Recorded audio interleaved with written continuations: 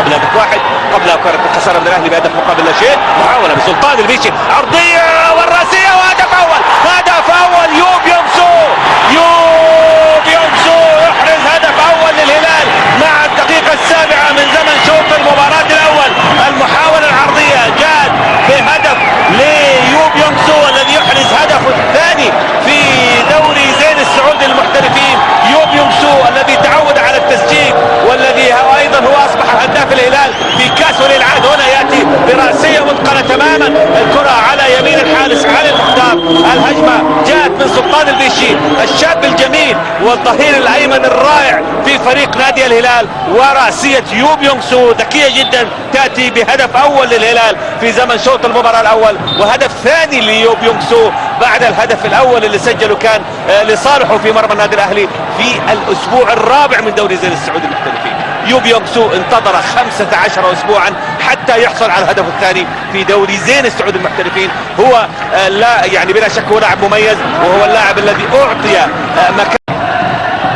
والى اماميه لسلطان البيشي المتقدم، خاطئ من الدفاع. يوب يونغ سو في الدقيقة 36 يوب يونغ سو يستغل هذا الخطأ من دفاع القادسية بعد عدد من التمريرات الهلالية، وأيضا من الناحية اليمنى من يتقدم هو سلطان البيشي.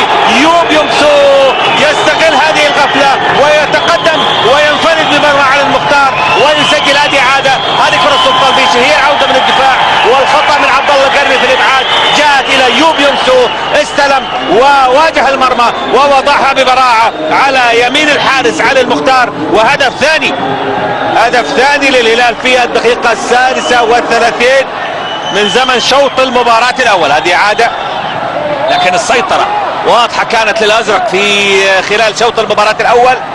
ويوب يونغ سو يحرز ثالث أهدافه في دوري زين السعودي للمحترفين لهذا الموسم، موسم 2011-2012. يوب يونغ سو يظهر ويلمع كثيرا في الأوقات الماضية. يهدر منها 14، السهلاوي يهدر ال 15، والهامسون يتقدم في ال 51، قد يسجل ال 36. أرقام كثيرة أنا عارف، بس خلينا نقول لكم الآن مع هذه الركلة، مع ركلة الجزاء، هذه هي 51 ركلة جزاء في دوري زين السعودي للمحترفين.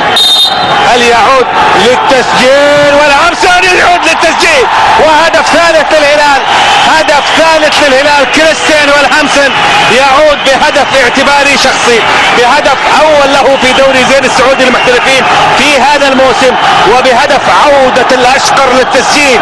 يأتي كريستيان والهامسون بهدف جميل في الوقت بدل الضائع من زمن شوط المباراة الثاني ليحسب نفسه من ضمن الهدافين، ليعيد الهلال إلى الثلاث أهداف والثلاث نقاط، 3-3، وليصبح الهلال 43 نقطة في المركز الثالث في دوري زين السعودي للمحترفين، في انتظار بقية مباريات الأسبوع 19 من دوري زين السعودي للمحترفين. ركلة الجزاء رقم 51 يسجلها لتصبح هناك 36 ركلة جزاء تسجل في دوري زين السعودي للمحترفين. كريستيان والهامسون هو صاحب الهدف.